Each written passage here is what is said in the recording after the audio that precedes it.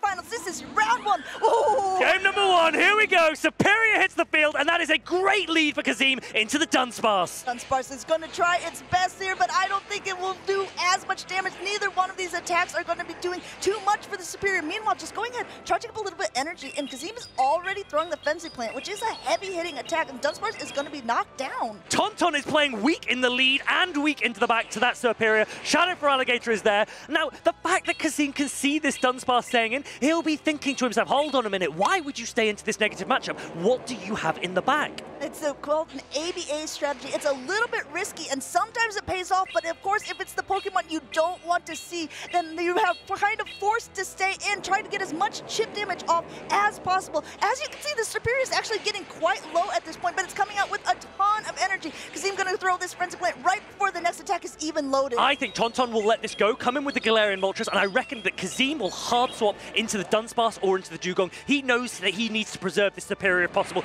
There it is, the Dugong comes in. This is a little bit difficult for Tonton now because for Alligator's attacks, they are sponged by Dugong, but Shadow Claw does do a lot of damage. Shadow Claw will be able to add up, but it's going to add up a little bit less as already this ice move is going to be able to debuff the attacks. Fire Alligator not even at its first charge attack yet, now throwing the Hydro Cannon, but it's not going to do as much. Both players throwing resisted attacks, but Dugong's in a pretty good position here because let's remember that Kazim also has Dunsparce in the back for that Galarian Moltres. These Hydro Cannons aren't doing a lot, they are debuffed and they are resisted. Yeah, Icy Wind already ready, but going for the heavier hitting Drill Run now that his attack is down. Tonton shielding this up because there is a lot of energy on the Feraligatr, and they do know all the Pokemon that is in the back there for at least Tonton's side. That is a really good shield for Tonton. He recognized that he was potentially in Drill Run range. This Hydro Cannon will come through. It'll be pretty close to see if it knocks out. I don't think it will. We're about to find out. Not quite fair there. But guess what? There's another Hydro Cannon loaded. Now forced to throw as the Dunsparce takes the field. But this is a precocious situation for Tonton because the Galarian Moltres also doesn't want to take the rollouts or the attacks. Here comes the Galarian Moltres. The debuffed Hydro Cannon comes through. Kazim goes, Tonton, you want to bring Galarian Moltres? Fine. Give it to me. Dunsparce is here. Rock Slide coming through. Rock Slide will be able to connect as there is no shield used by Tonton at this point. It's super effective damage, but the Galarian Moltres hangs on in the sky, now throwing an attack of his own. Tonton almost praying for the boost here. He'll have his fingers crossed. That could make a difference. If it doesn't get one, then it's going to be very, very difficult. He accepts that there isn't. Look at the rollout damage now. Rollout damage is enough to knock the bird out of the sky before another Ancient Power is even ready, and these Shadow Claws are not very effective against normal typing. Drill Run going through. No shield on Tonton's side. Kazim keeping his streak alive. Tonton recognizes that the Dunsparce has too much energy. There's too many Pokemon to fight back. He's going to save his thumbs for the next game. There's so much on the line here for Tonton Batuz, but Kazim is 2 wins away from being able to call the Dortmund Regional Champion. If you're looking at these lineups, they're very similar in a lot of ways, but the difference makers are huge in actually this tournament play. Leading that Superior was so good for Kazim. That was a really nice ABB strategy from Kazim. We mentioned the ABA from Tonton, but Kazim played the Superior lead, and he goes, okay, if I lead into a Galarian Moltres, I want to get out of there. So I'm going to play 2 Pokemon in the back that have better matchups. He played the Dunsparce, he played the Dugong. The really nice thing for Kazim is that both of these Pokemon have a lot of play into Tonton. He has a lot of flexible options for him, and that's why I'd say he has the advantage. I think Kazim is thinking that he has the advantage as well. Tonton is wondering how to play out from a disadvantaged situation as well as a team composition. If anyone can do it, it is Tonton. He's fought his way back to be in these grand finals. He's been playing so well this entire day, but will it be enough to defeat this newcomer, Kazim from the scene? Dunsparce on both players' teams, but Kazim's is the one with better flexibility. There are so few fighters in the meta. Martine and I, we've been discussing Shadow Machamp, we've been discussing Pangoro, and do you know what? This is what happens when you have neither. Dunsparce is free. Dunsparce is a free elf. Dunsparce is even more free on Kazim's side because as we mentioned, as we saw in game number 1, Dunsparce versus Superior, it just doesn't have a lot of places to go. I mean, the thing with some of these team compositions is they can be a little bit rock, paper, scissors. the real question is, how are they going to maneuver around these types of situations? I think definitely from Tonton's perspective, he almost needs to hard read Kazim's lines here. Kazim does have more flexible options, as we've said, so he has the ability to dip in and out. The Dugong pressure there was really, really strong. Ice and ground is such a great offensive coverage. Rock and ground, such great offensive coverage. Can Tonton overcome it here in game number 2? This is not the lead to see again! You were saying you had to hard read him? I think Kazim said, oh, no, I will hard read, and said, forced to swap now into the actual mirror matchup, but the one for Alligator has a little bit more energy to its side. This Shadow for Alligator's Hydro Cannon shouldn't look like it does much, but look how much damage it actually does. Kazim lands the Hydro Cannon, goes into the Dunsparce. Dunsparce resists those Ghost-type Shadow Claws. It can tank one Hydro Cannon. Kazim will think, shall I go for a rollout down, or shall I shield and throw my own attacks? There's a lot of play here for Kazim, a lot of options. A lot of options, but another Hydro Cannon is already ready, so Kazim does have to make one of those decisions pretty soon. He does have 2 shields up, content to let this one go through. It is not quite enough to knock out, and again, those Shadow Claws don't do a lot of damage. Roly. Dunsparce takes down the Feraligatr. The Shadow Claws do nothing. Look how much energy Dunsparce still has. Super effective drill run coming in now on the Clodsire.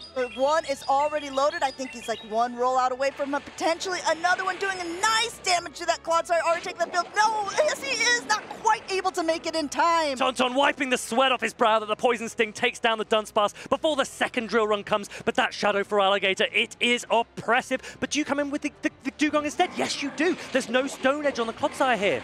Forcing now to swap out into the Cresselia. Cresselia does have Grass Knot, which will be able to hit that Shadow for Alligator. And at the help that the Shadow for Alligator is at, forces Kazim to use one of his precious shields here. Meanwhile, the Shadow Claws will be able to add up as well with the Hydro Cannons against the Cresselia. One already loaded, going a little bit over here before I think he's going to start unleashing the beast. Shadow for Alligator, those Shadow Claws super effective against the Psychic type Cresselia, and these Hydro Cannons do hit hard as well. Tonton needs to be really smart. Where do I want to use my shields? Where are they most effective? Well, it might be here. I don't know for sure. It looks like he does want to use that up because there is a Grass Knot loaded. There is still one shield up on Kazim's side, so basically safely protecting this Cresselia up. But Grass Knot is ready. Does Kazim want to let the Feraligatr go? No! He wants to get even more energy. They are racing to their charge attacks here. Tonton wants to land another Grass Knot. Feraligatr getting close to a Hydro Cannon. He goes into the Clodsire. Dugong insta-counter swaps. Kazim is paying so much attention. Earthquake coming through here. There are no shields remaining. No shields remaining, but too much health left on the Dugong at this point. This isn't even close to knocking out. Still in the green on Dugong's side and just continuing to Ice Shard away. He has a choice. Does he want to go for Icy Wind or the Drill Run? Both will do nice amount of damage to the Clodsire. Clodsire getting off a Sludge Bomb just for a little bit of a flare at this point. The difficult thing here is that even though Tonton has that Cresselia, even though he has one shield, it will need 2 Grass Knots. One for the Dugong, one for the Feraligatr. Kazim recognizes that as well, so his energy management will be really key here. Not only this, Kazim already has an Icy Wind loaded, so if he chooses to throw that, that means the Cresselia's attack is going to be down for the absolute rest of the game. There is no more Pokemon for Tonton to switch to. There is no more shields left on his side. It is Cresselia against the world, but is there enough? The Grass Knot is there. It is getting so close. Do you know what? I don't think Cresselia will be able to reach another Grass Knot for the Dugong before it's Ice Shard down. This is going to be so close. Can Dugong hold on? This is going to be fast attack damage against fast damage for 2 of the bulkiest Pokemon, but guess what? Ice Shard does it. Kazim takes game number 2.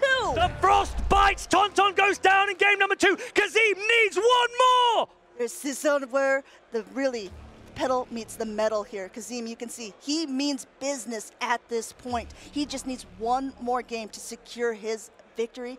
Tonton, however, needs what we call a reverse sweep, winning 3 games in a row. And if you think that this is impossible, then you haven't been watching any of the Pokemon Go Championship Series, because it happens quite a few times. Kazim, 5 out of 5 so far against Tonton Battus.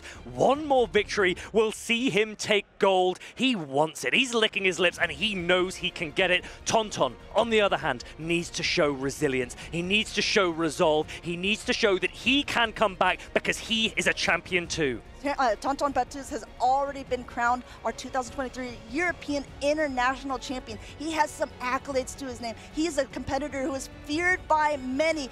Go Battle League #1 on the leaderboards, playing against not even a newcomer, someone who's been around for quite a while. But this is really his come out tournament. Kazim has been crushing all of his opponents. He just needs one more game to seal the deal for him. You can see him really concentrating at this point. This is the lock-in moment. We saw that Cresselia come from Tonton. He actually made it really, really close. The Cresselia had a lot of play. Does Tonton lean back into Cresselia again? Does he recognize that all of Dunsparce, Dugong, Feraligatr are threatened by Cresselia? Or is he going to start fearing that Kazim will suddenly allow that Phoenix to rise? Well, I mean, I think that is also the play, right? If you are Tonton, are you saying, oh no, I potentially now baited out this Galarian Moltres, it's going to be there in the back, so I'm going to have to use my counters to this Pokemon that I'm trying to lure out. The mind games at play. Tonton knows that he can start to risk it. Kazim, he wants to maintain the momentum. He doesn't want to drop a game here. Tonton might play something a little bit wild. He might make a hard call. Let's go. It's game number 3.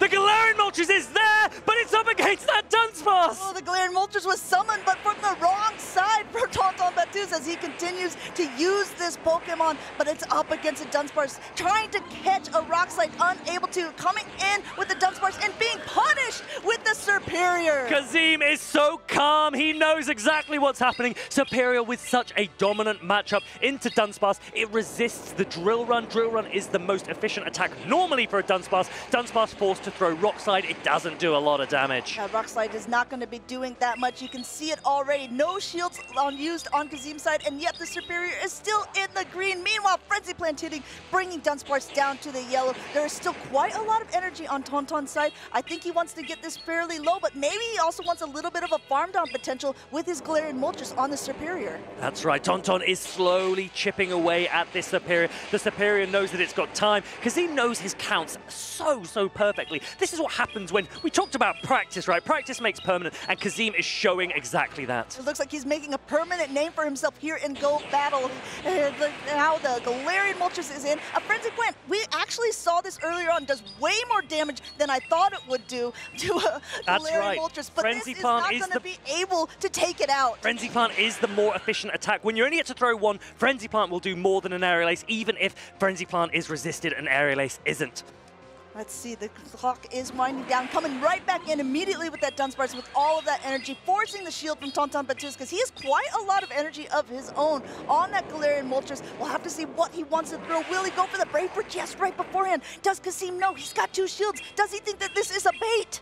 Kazim has called baits before. This time, he gets it right. Kazim is living rent-free in Tonton's head right now. Dunsparce putting in so much work. Are you going to the party? Because I think Dunsparce is bringing maybe some chip and dip here, but the big problem is if he swaps out into this Feraligatr, he only has 1 shield left, and there's already some energy loaded. A Grass Knot is already loaded on Tonton's side. Does Kazim want to use the shield on the Shadow Feraligatr? Yes, wants to keep it as healthy as possible. Shadow Feraligatr can get Cresselia really, really low. Kazim will be conscious. He doesn't want to go necessarily shields down because the Dunsparce will be vulnerable to another Brave Bird. Tonton possibly thinking that that's his win condition. Both of these players, a lot of decisions to make here. And this Hydro Cannon is going unshielded. The real question is it enough to knock out the Cresselia? Cresselia barely hangs on. It's at the Grass Knot, but guess what?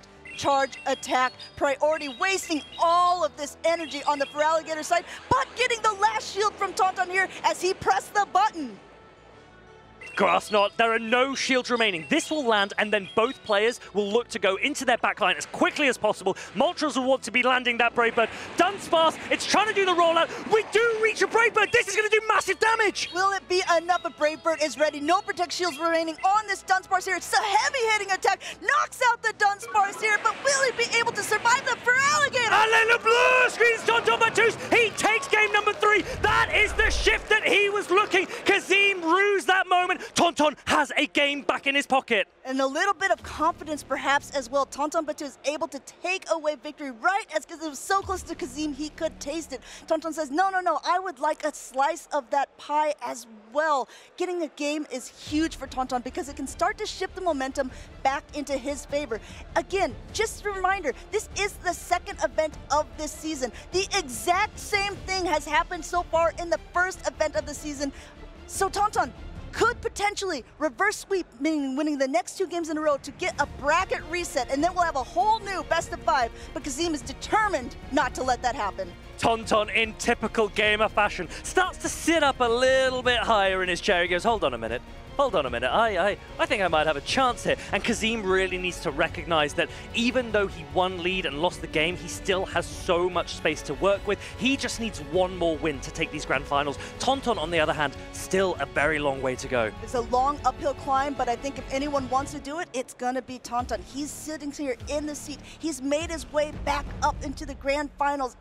I think if you're him, he was saying he hadn't even played Galarian Moltres before this weekend. He's now got the hang of it, if it looks like it from the very last game. The power of that Galarian Moltres. We've mentioned so many times, Brave Bird in this meta is almost unresisted entirely. Lots of players in Baltimore, they opted for Talonflame and Brave Bird on that fire flying Pokemon. Here, it's the Dark Flyer, the Phoenix Pokemon. Galarian Moltres, the damage output is insane. Now, you talked about it earlier on. It can take a little bit more risks when you're on Tonton's side because you kind of have nothing to lose. Does Kazim also want to play a little bit risky, or is he going to play a little bit safe, wants to try to pick out the best 3 Pokemon? Is he going to try to read the mind of Tonton, which he seemed to be doing so well before, to be able to seal the deal for him and get that Dortmund Regional Championship title? Can Kazim seal the deal right here, right now? The players look locked in. Let's go. It's game number 4. Cresselia into Shadow Feraligatr. Uneven energy. This is pretty close because those grass knots definitely hurt, but the Shadow Claw and Hydro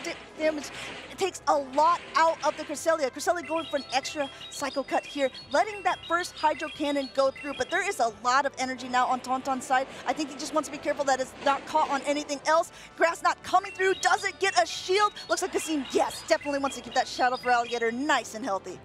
Look at that Galarian Moltres in the back. It's got a Dugong and a Dunsparce to face off against. Tonton's not even thinking about that right now because he's trying to deal with this Feraligatr in the lead. Yeah, Feraligatr, really, really nice counting by Kazim here. Going ahead, throwing this Hydro Cannon, definitely enough to take out the Cresselia at this range. Tonton using his first shield because it looks like he is at the energy as well, going for that Grass Knot. Either wants to take out the Feraligatr or go on even shielding scenarios. Kazim does use it up. We might see a Shadow Claw down. Look at the potency of this Shadow Feraligatr. Tonton still does have a shield, but the Hydro Cannons are going to be coming thick and fast, and they do a lot of damage. Hydro Cannon will be able to connect. None of these fast attacks, these Shadow Claws do nothing to the Dunsparce. Dunsparce doesn't have to worry about that. What it does have to worry about is those charge attacks. Meanwhile, trying to catch one of them onto this Dunsparce of his own, but Tonton Batuz, being patient as ever, goes and gets a little bit more energy before throwing the first.